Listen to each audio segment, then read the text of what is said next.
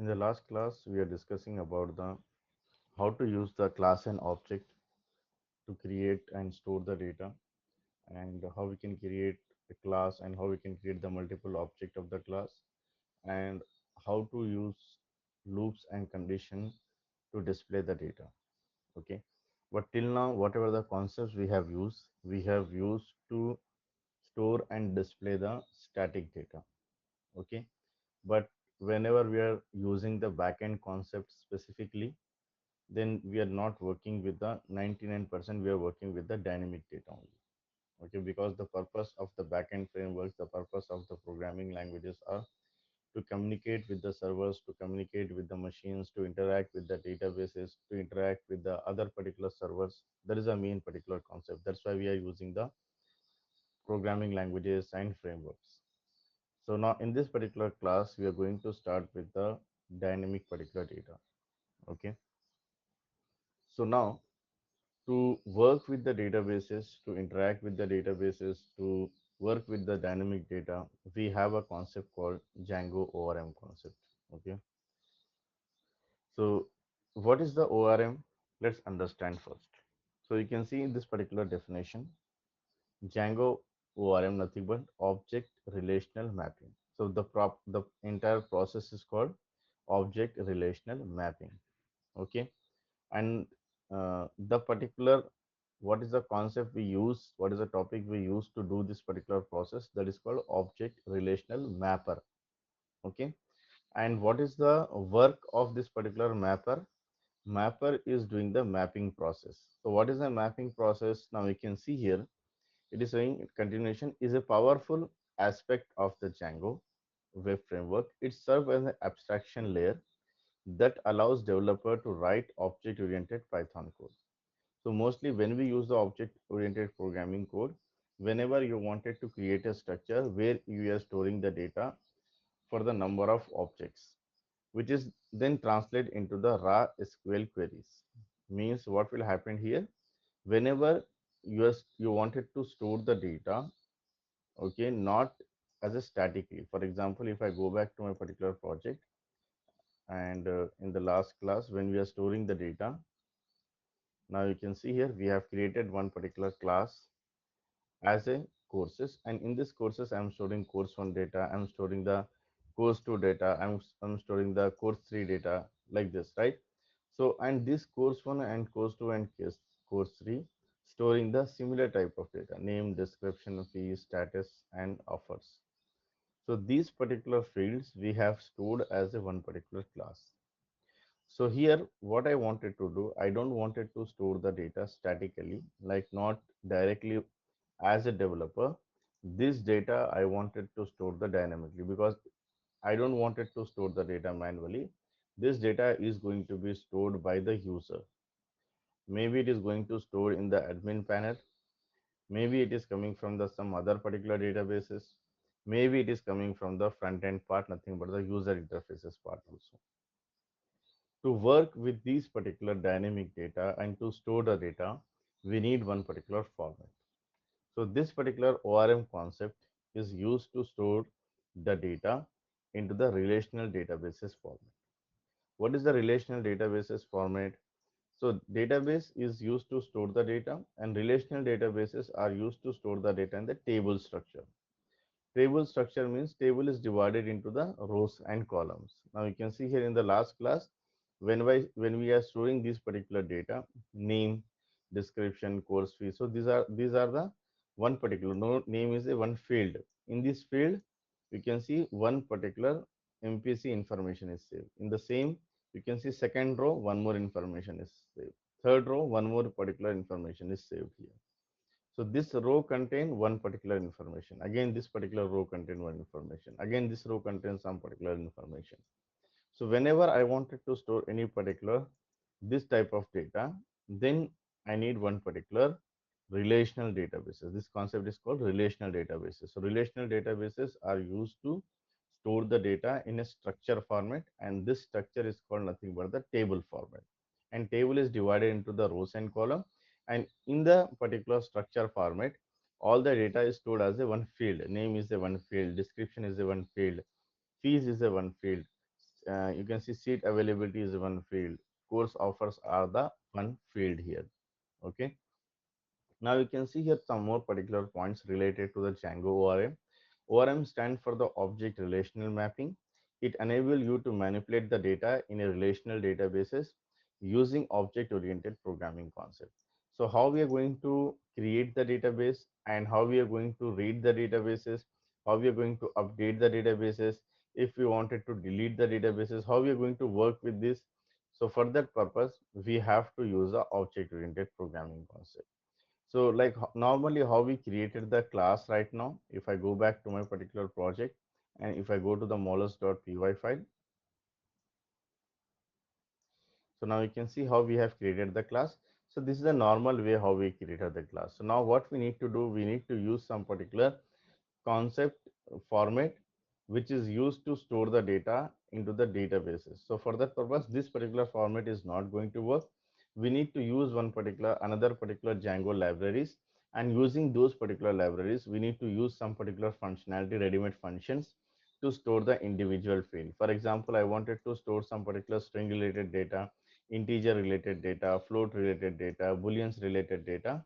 For each and every particular type of data, we need to use some built-in functions, and these built-in functions are going to be saved some type of library, and I need to use those particular library, and using those ready-made functions, I need to store the each and every field. So once I design that particular structure and if I run some particular code, then that particular code is going to be interact with the database. And then if I do some particular type of action, maybe in the front end, maybe in the admin panel, maybe any particular database, so then automatically all the data is going to be stored one by one.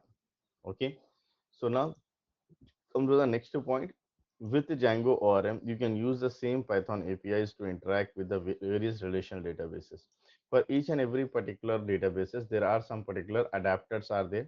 For example, if I'm using the wireless mouse, Dell wireless mouse, if I'm using the HP wireless mouse, okay, any other particular company's wireless mouse, there will be some adapters will be there. And using those adapters, I'm going to connect with my particular machines. Similarly, I can connect with any particular databases. There are no restrictions are there, but each and every particular database, I need to install some particular softwares. I need to install some particular libraries. Is it clear? Yes, no? Yes. Okay. Any doubt, any questions till now? Yes. Okay.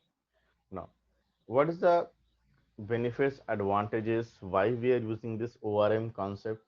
Okay, so first of all, if I wanted to work with the databases, if I wanted to access any particular databases, by default you can see already in our particular project there is a SQLite database is already available.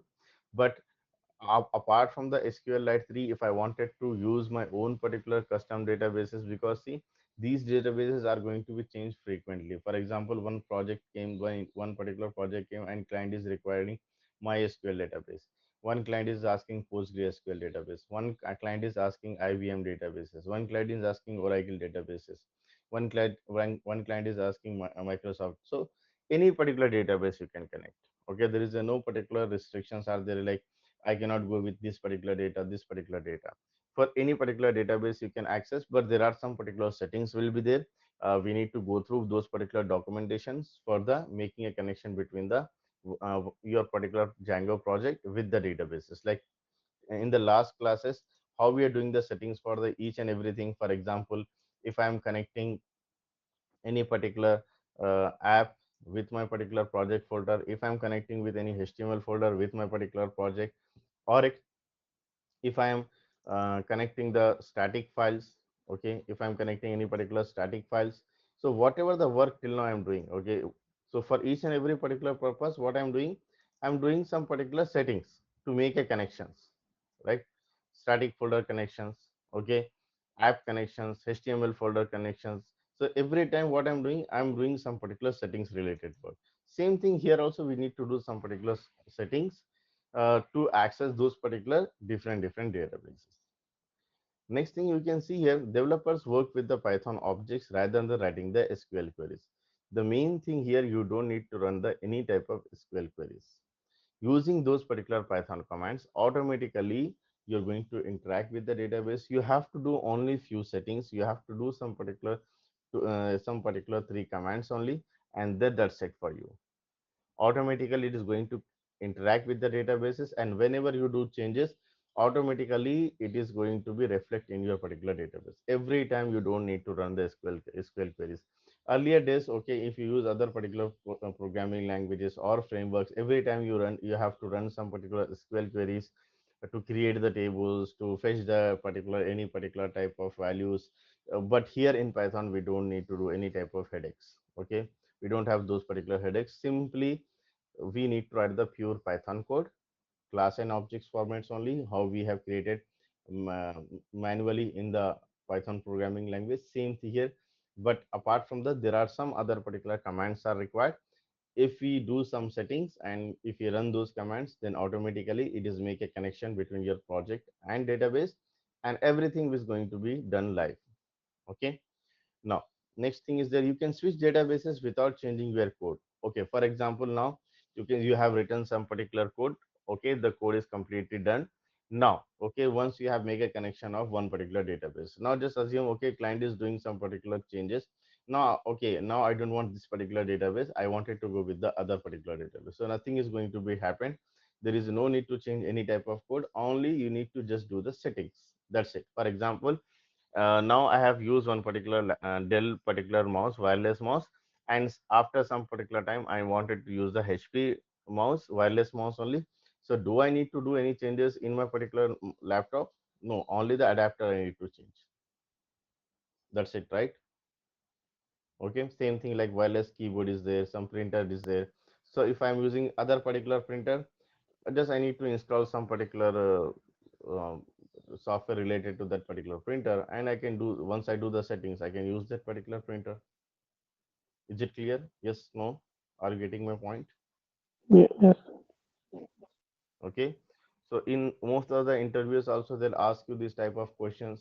Okay, what will happen if client is asking some other particular databases, if some particular issues are happening, we are changing the database, it is going to affect your code? Nothing is going to be affect in the code. Okay, because your code is different and your particular database is different. Both are the different things are there.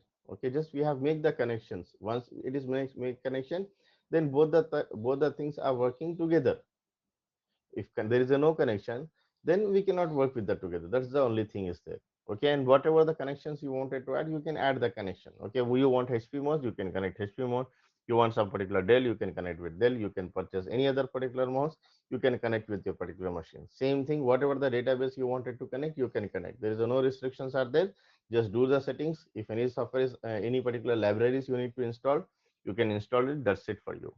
Okay, and what are the things you need to? Okay, next thing is uh, admin interfaces. So by default, if I want some particular user interface to check how the things are working, instead of writing all the doing manually using the Python command, yes, we have ready-made interface are there, admin interface are there. For example, I have created one Flipkart account applications. Now I wanted to create one particular testing purpose. I wanted to create some particular seller related things. Okay, if someone is selling any particular product, they are not going to write the code, right? They are not going to create the objects, they are not going to create the variables, right? Because they don't know all these things. So for that purpose we need to create one interface, and using those interfaces, if they are uh, adding some particular data, it should reflect to your particular database as well in the front end pass. For that particular purpose, we have ready-made, by default ready-made interface is available, that is called admin panel. Using the admin panel, whatever the changes you are going to do, automatically it is going to be reflect in the databases, and same thing it is going to be reflect in your front end part. It will be live. Okay, so that thing also we are going to see. Now, what are the things are there, how we have to do all these things? Let me just open the paint to understand the structure, how the things are working actually. So here, just assume this is your particular complete project area. Okay, this is your project folder, and in this particular project, whatever the settings we do in which file? We do in the settings.py file. Okay, so here we do the all the type of settings. Okay. Now, what are the next things are required? We need one database. Just assume. Okay. This is your database. Just assume. And what other things are required? We have one more particular app, right? We have app. Okay. So just assume this is your app folder. Okay. So first thing, what are the things? Let me just add some particular points here for better understanding. The first thing, we need to install the database software, any database. Second thing, to check the database, like for example, we have installed Notepad to write the code. We have installed Visual Studio Code. We have installed Jupyter Notebook code to write the code and to check the code. Similarly, if I wanted to check the data, what data is stored inside of the database, then I need to use some particular user interfaces software. So that is called GUI, nothing but graphical user interface. Okay, this is called graphical user interface. So there are some softwares are there to check the database.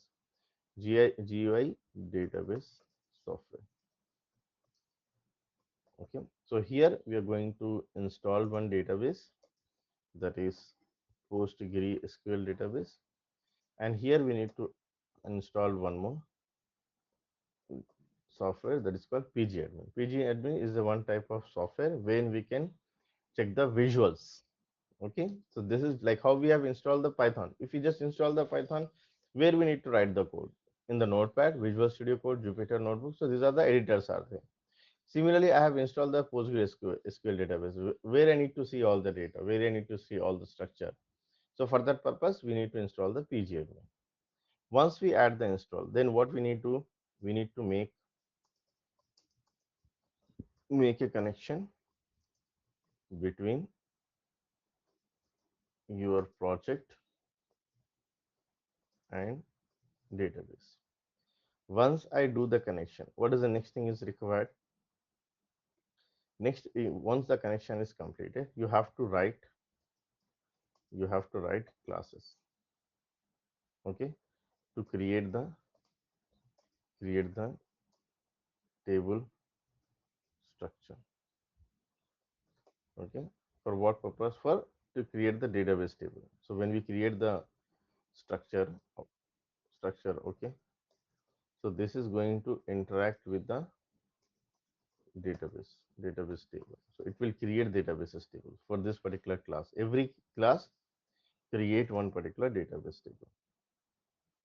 Okay, so directly is not going to create. Again, we need to do. So once we write the class, next thing what we need to do, we need to connect apps, our app folder with the Django project. Okay, Django project.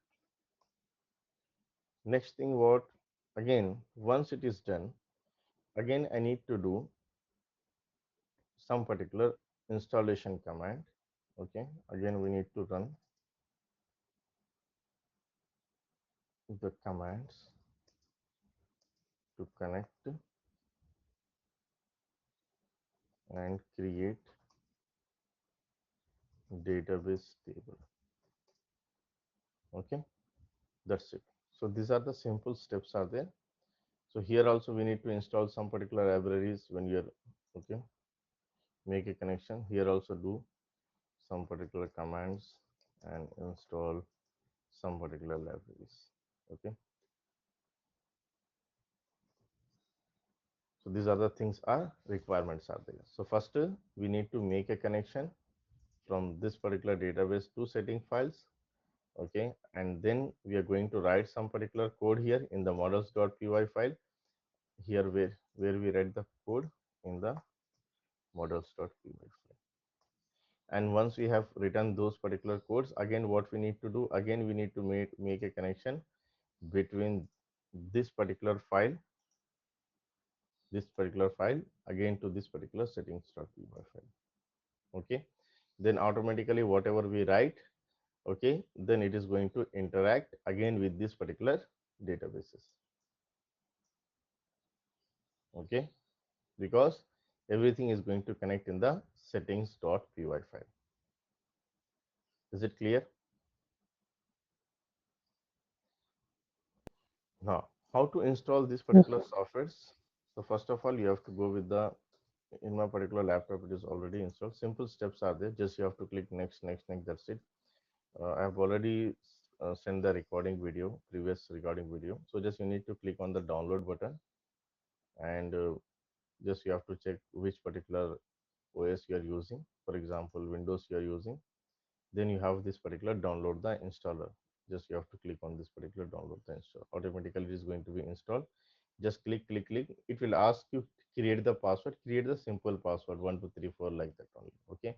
And once it is installed, then you have to go with the pgadmin. So first install the PostgreSQL database, then go with the pgadmin. Once you click on the pgadmin, okay, just you have to click on the download. Once you can download, you can see there is a pgadmin. So latest version is 4. Then you have to click on the Windows. Once you click on the Windows, okay, you can download any particular 4.8.8, 8.9, any particular. Just if once you click on it, it will be downloaded, and just simply next, next, next. Okay, there is no particular settings are there. Just you have to click on the next, next, next. It will be installed. Here only you have to write the create the password, and something, some one particular setting is there. That's it. Already I have mentioned in while installing. So just do these particular settings. Okay, now once everything is done, okay, it will, you have to open the pgadmin. Okay, this particular your software you have to install, open. Once this particular software is open, it will take some particular time first to depend upon our software configuration, sorry, our system configuration. For 8 GB RAM, it will open very fast. For 4 GB, 6 GB, it will take some particular time. About GB or 8 GB, it will work fast.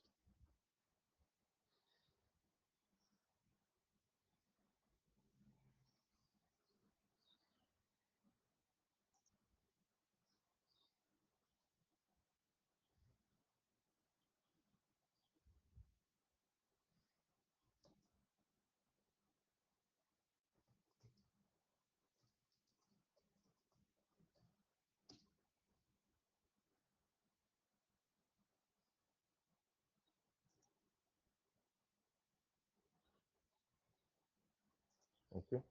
So meanwhile, let's go to the setting files,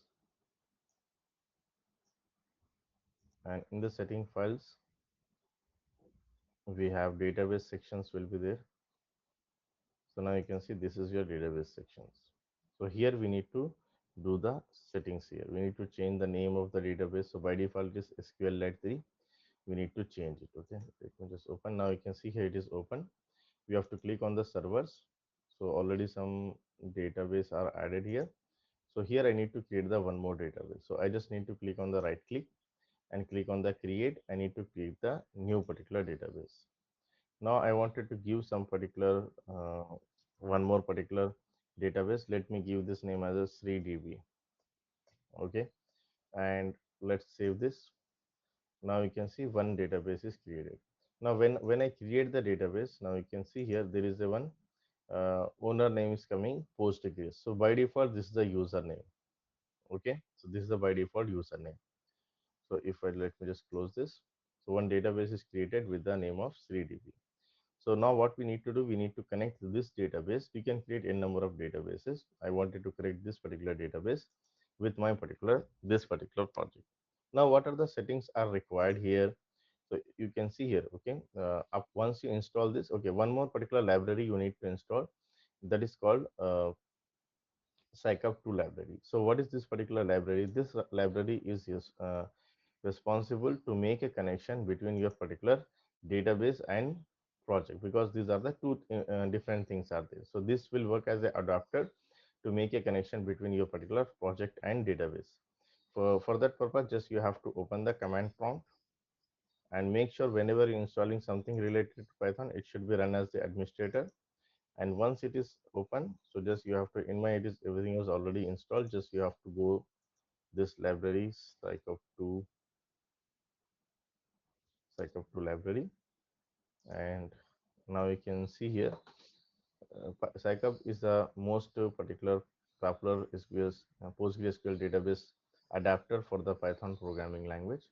Its main feature are the complete implementation of the Python database specification and thread safety, and whatever the, at a time, if I wanted to do any multiple thread type of work, for example, at a time, multiple data entries are creating, multiple users wants to create the data, multiple user wants to update the data, multiple user wants to delete something, so this particular things are capable in the scikit-2 library.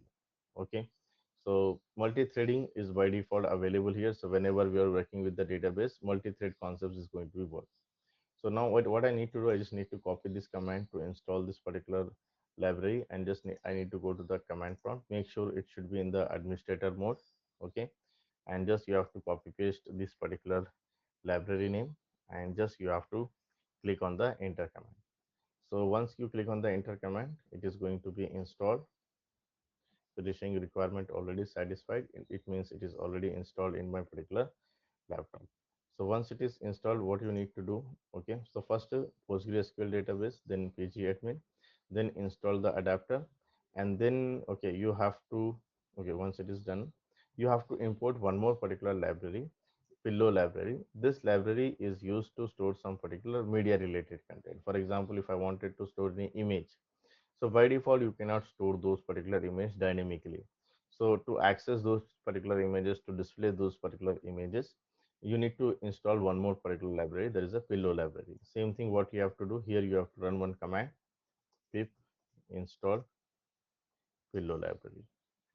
So once you enter this particular command, it is saying like requirement already satisfied. It means in my particular laptop, it is already installed. So everything, whatever you're installing, make sure you have opened the command prompt in the administrator mode. Okay, once you done the installation, now you have to do the settings. And how to do the settings? First of all, you have to go to the database sections. Now you can see this is my database sections, and here what you need to do, right, in the engine you have to mention the which database you wanted to attach. So here we are going to attach the Postgre particular SQL database, Django database backend dot Postgre. So already don't need to write the entire command, already just you need to change this SQLite to Postgre SQL. That's it. Okay, once you have done this, next thing, what is their name of that particular database. So when we are creating the databases, we have given some particular name here. What are the name we have given? You can see here we have given the name as a SreeDB.